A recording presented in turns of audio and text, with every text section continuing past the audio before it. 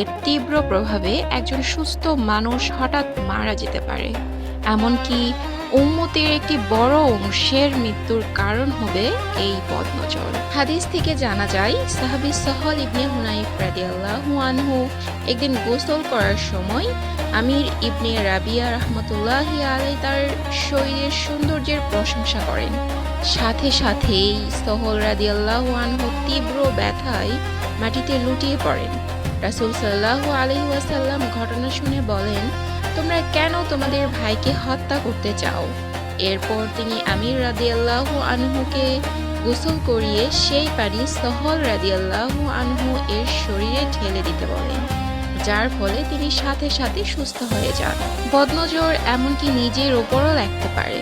বদনজর কেবল শত্রু বা হিংসুক ব্যক্তির কাছ থেকেই লাগে না, এটি অতিরিক্ত ভালোবাসা বা প্রশংসা থেকেও হতে